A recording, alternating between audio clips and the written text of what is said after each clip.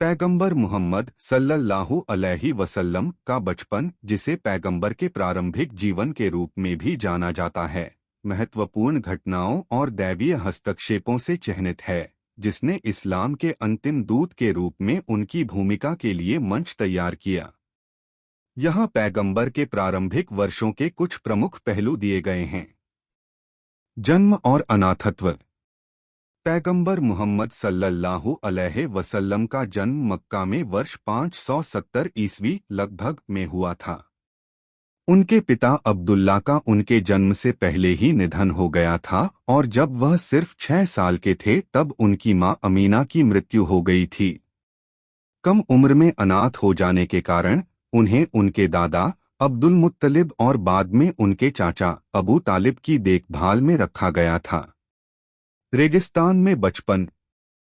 पैगंबर मोहम्मद सल्लल्लाहु अलैहि वसल्लम ने अपना प्रारंभिक बचपन मक्का के रेगिस्तानी परिवेश में बिताया, जो कि कुलीन मक्का परिवारों के बच्चों के लिए प्रथागत था। अपने दादा और फिर अपने चाचा की देखभाल में रहते हुए उन्होंने कठोर और शुष्क वातावरण का अनुभव प्राप्त किया, जिससे लचीलापन और अनुकूलनशीलता को बढ़ावा मिला। चरवाहापन। अपनी प्रारंभिक किशोरावस्था में पैगंबर मोहम्मद सल्लल्लाहु अलैहि वसल्लम ने एक चरवाहे के रूप में काम किया, जो मक्का परिवारों के झुंडों की देखभाल करता था। इस जिम्मेदारी ने उनमें धैर्य, दूसरों की देखभाल और अकेलेपन की सराहना के गुण पैदा किए, जो बाद में उनके भविष्य सूचक मिशन में महत्वपूर्ण भूमिका निभाएंगे। खदीजा से विवाह। अल्लाह उस पर प्रसन्न हो सकता है। 25 साल की उम्र में पैगंबर मोहम्मद सल्लल्लाहु अलैहि वसल्लम ने एक ऐसी शादी की जिसका उनके जीवन पर गहरा प्रभाव पड़ा। उन्होंने मक्का की एक धनी और प्रतिष्ठित व्यवसायी खदीजा से शादी की। संध ने उनके जीवन में स्थिरता और प्यार लाया और खदीजा उनके भविष्यवक्ता के शुरुआती वर्षों में एक दृढ़ समर्थक बने रहे। गुफा हीरा और पहला रहस्योद्घाटन। पैगंबर मोहम्मद सल्लल्लाहु अलैहि वसल्लम ने आध्यात्मिक चिंतन और चिंतन के लिए मक्का के आसपास के पहाड़ों में स्थित गुफा हीरा में एकांत मांगा। इनमें से एक रिट्रीट के दौरान रमजान के महीने में उन्हें देवदूत गैब्रियल के माध्यम से अल्लाह से पहला रहस्योद्घाटन प्राप्त हुआ। इस घटना ने उनके भविष्यवक्ता की शुरुआत को चिह्नित किया। विश्वसनीयता और ईमानदारी। अपनी भविष्यवाणी से पहले ही पैगंबर मोहम्मद सल्लल्लाहु अलैहि वसल्लम ने अपनी ईमानदारी और भरोसेमंदता के लिए प्रतिष्ठा अर्जित की थी। मक्का के लोगों के बीच उन्हें अल-अमीन, भरोसेमंद के रूप में जाना जाने लगा, एक ऐसा गुण जो अपने समुदाय को इस्लाम का संदेश देने में महत्वपूर्ण होगा। पैगंबर मोहम्मद सल्लल्लाहु अलैहि वसल्लम का प्रारंभिक जीवन ईश्वरीय मार्गदर्शन को दर्शाता है, जिसने उनके चरित्र को आकार दिया और उन्हें मानवता को अंतिम रहस्योद्घाटन देने के महत्वपूर्ण कार्य के लिए तैयार किया। चुनौतीपूर्ण परिस्थितियों के दौरान उनकी विनम्रता, धैर्य और दृढ़ता ने अल्लाह के अंतिम दूत के रूप में उनकी भूमिका की नींव रखी। पैगंबर मोहम्मद सल्लल्लाहु अलैहि वसल्लम के वयस्क जीवन की विशेषता महत्वपूर्ण घटनाएं और मील के पत्थर हैं, जो इस्लाम में अंतिम पैगंबर के रूप में उनकी भूमिका को चिह्नित करते हैं। यहाँ उनके वयस्क जीवन के कुछ प्रमुख पहलुओं का अवलोकन दिया गया है। खदीजा से विवाह। अल्लाह उस पर प्रसन्न हो सकता है। व्यापार में काम करने और ईमानदारी और सत्यनिष्ठा के लिए प्रतिष्ठा हासिल करने के बाद पैगंबर मोहम्मद ने एक सफल व्यवसायी खदीजा का ध्यान आकर्षित किया। उम्र के अंतर के बावजूद उन्होंने एक विवाह किया और खदीजा उनकी समर्पित साथी बन गईं। उनकी शादी खदीजा के निधन तक 25 साल तक चली। पहला रहस्योद्घाटन। 40 वर्ष की आयु में गुफा हीरा में ध्यान करते समय पैगंबर मोहम्मद को देवदूत गैब्रियल के माध्यम से अल्लाह से पहला रहस्योद्घाटन प्राप्त हुआ। इसने उनके भविष्यवक्ता की शुरुआत और अगले 23 वर्षों में कुरान के रहस्योद्घाटन को चिह्नित किया। प्रारंभिक भविष्यवाणी मिशन। प्रारंभ में पैगंबर मोहम्मद सल्लल्लाहु अलैहि वसल्लम ने इस्लाम का संदेश चुपचाप दिया, इसे करीबी परिवार के सदस्यों और दोस्तों के साथ साझा किया। उन्हें मक्का की प्रमुख जनजाति कुरैश जनजाति के प्रतिरोध और विरोध का सामना करना पड़ा। प्रारंभिक मुसलमानों के उत्पीड़न के कारण उनका एबिसिनिया, आधुनिक इथियोपिया, में प्रवास हुआ। रात्रि यात्रा और स्वर्गारोहण, इज़राइल और मिराज। इसरा और मिराज के नाम से जानी जाने वाली एक चमत्कारी रात की यात्रा में पैगंबर मोहम्मद सल्लल्लाहु अलैहि वसल्लम को मक्का से यरूशलेम ले जाया गया और फिर रास्ते में विभिन्न पैगंबरों से मुलाकात करते हुए स्वर्ग में चढ़ गए।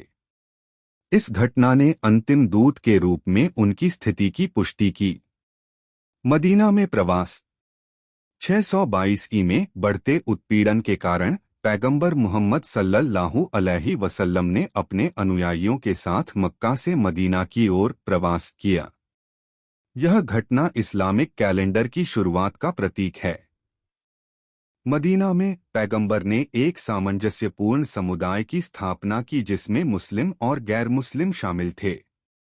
बद्र की लड़ाई। मदीना के मुसलमानों और मक्का के कुरैश के बीच पहला बड़ा संघर्ष 624 ई में बद्र की लड़ाई में हुआ। संख्या में कम होने के बावजूद मुसलमानों ने निर्णायक जीत हासिल की, जिससे इस्लामी समुदाय की वैधता और स्थापित हुई। हुदैबिया की संधि। 628 ई में मुसलमानों और कुरैश के बीच हुदैबिया की संधि पर हस्ताक्षर किए गए, जिससे 10 वर्षों के लिए युद्धविराम की स्थापना हुई। इस अवधि में इस्लाम को शांतिपूर्वक फैलने का मौका मिला और पैगंबर का आह्वान विभिन्न जनजातियों तक पहुंचा। मक्का की विजय। 630 ई में पैगंबर मोहम्मद एक शांतिपूर्ण और विजयी सेना के साथ मक्का लौट आए। शहर ने आत्मसमर्पण कर दिया और पैगंबर ने अपने पूर्व दुश्मनों को माफ कर दिया, जो इस्लामी शिक्षाओं के केंद्र में दया और क्षमा को दर्शाता है। विदाई तीर्थयात्रा। 632 ई में पैगंबर मोहम्मद सल्लल्लाहु अलैहि वसल्लम ने अपनी विदाई तीर्थयात्रा की, जिसके दौरान उन्होंने अपना प्रसिद्ध विदाई उपदेश दिया। कुछ ही समय बाद वह बीमार पड़ गए और 8 जून 632 ई को मदीना में उनका निधन हो गया। पैगंबर मोहम्मद सल्लल्लाहु अलैहि वसल्लम का जीवन दुनिया भर के मुसलमानों के लिए प्रेरणा का स्रोत है। उनकी शिक्षाएं, कार्य और चरित्र एक धार्मिक और दयालु जीवन जीने के लिए एक मार्गदर्शक के रूप में काम करते हैं।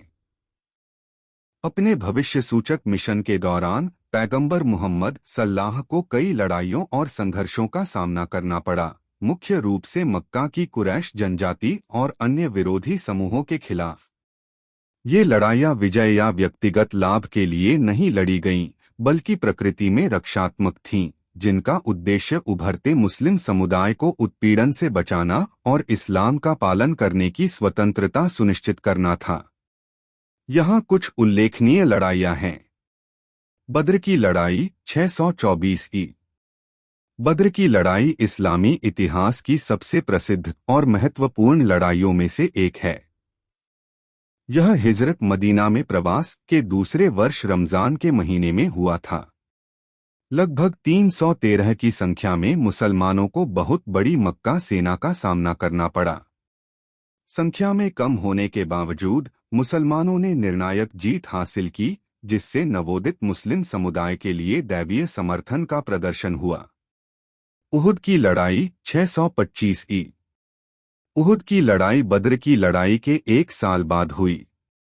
कुरैश ने बद्र में अपनी हार का बदला लेना चाहा।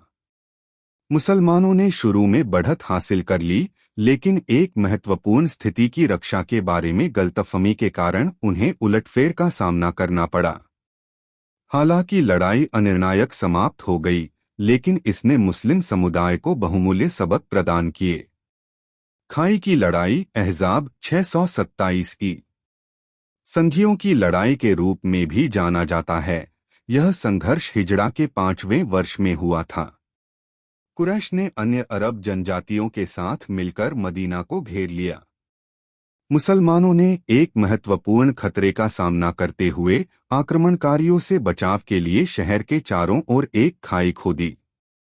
रणनीतिक युद्धाभ्यास और कठोर मौसम की एक श्रृंखला के कारण घेराबंदी हटा ली गई, जिससे मुस्लिम समुदाय का अस्तित्व सुनिश्चित हो गया।